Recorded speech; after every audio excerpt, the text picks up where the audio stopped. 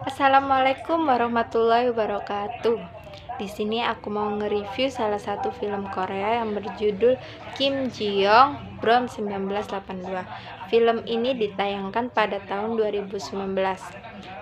Sebelumnya film ini pernah diangkat di sebuah novel dengan judul yang sama, hasil karya Cho Namjoon. Di sini mengisahkan tentang bagaimana seorang perempuan yang sudah menikah itu diperlakukan. Karya Cho Namjoon ini merupakan bentuk kritik tidak langsung terhadap budaya patriarki yang ada di Korea. Meski tidak semuanya sama, tapi apa yang dialami oleh Kim Ji-young ini rata-rata dialami oleh semua ibu rumah tangga. Sinopsis Kim Ji-young sendiri dibuka dengan scan yang cukup membuat gemas dan penasaran tentang siapa Kim Ji-young, apa yang sudah dia lakukan sampai jadi bahan omongan orang. Di sini Kim Ji-young sendiri berperan sebagai ibu rumah tangga yang mempunyai satu anak. Ceritanya Kim Ji-young baru saja melahirkan, walaupun anaknya masih di bawah umur 1 tahun. Sebagai ibu yang juga punya anak umur segini tentunya repot. Dia tinggal bersama suami dan anaknya. Walaupun rumahnya tidak sederhana, bisa dibilang standar. Sampai akhirnya film ini ketemu dengan suaminya.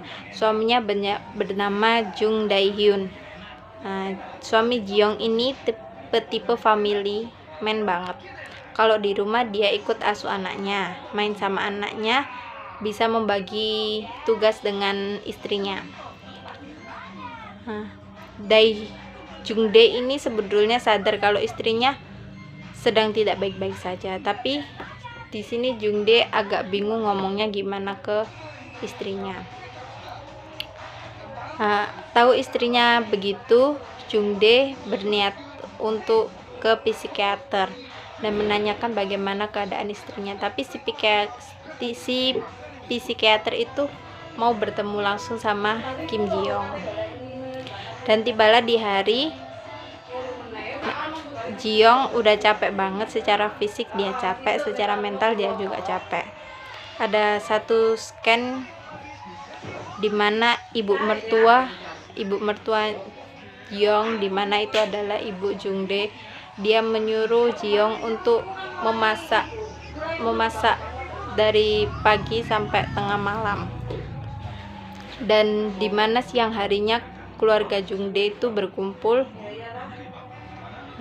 dan Ji-young kayak merasa dia ingin ke rumah orang tuanya, dia juga ingin berlibur kepada orang tuanya, jadi tolong izinkan dia untuk berkumpul dengan keluarganya. Di situ Ji-young sudah kayak mulai kehilangan kesadaran lagi, dan dimana ada scan temennya kayak bercerita, di situ dia mendapatkan pekerjaan, dia diangkat jabatannya, dan Ji-young merasa iri karena dia tidak bisa lagi bekerja di sana.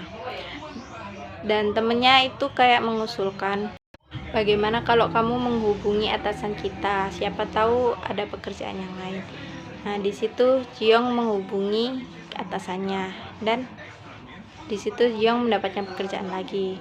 Tapi mertua Ji-young atau orang tua Jung Dae itu tidak setuju, dan di situ kayak Ji-young frustasi dan depresi. Dan dimana tengah malam Ji-young kayak mulai kehilangan kesadaran, dia berbicara sendiri dan meminum sekaleng bir. Dan pada pagi harinya dia bertanya kepada Jung Dae, kenapa ada bir di sebelah kasurku? Terus di situ Jung Dae kayak menyarankan agar dia pergi ke psikiater.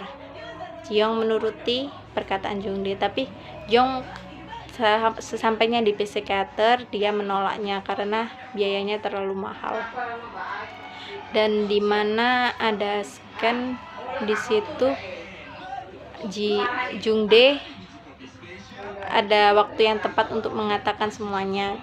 Tidak sengaja Jung Dae merekam sebuah peristiwa di mana kayak Ji-young itu kehilangan kesadaran. dan dia menunjukkannya kepada Jiong, dan akhirnya Jiong sadar bahwasannya dia mulai agak kurang sehat. Akhirnya dia ke psikiater. Nah, katanya psikiater kayak lakukan apa yang membuatmu bahagia. Nah, habis itu Jiong kayak membuat dirinya seperti dirinya sendiri, bukan dari tekanan orang lain. Nah, di situ Jiong mencoba hidup baru. Di situ tidak mendengarkan kata-kata orang lain, dan di situ Jiong kayak memulai bisnis sendiri menjadi penulis, dan akhirnya Jiong bisa menemukan jati dirinya sendiri.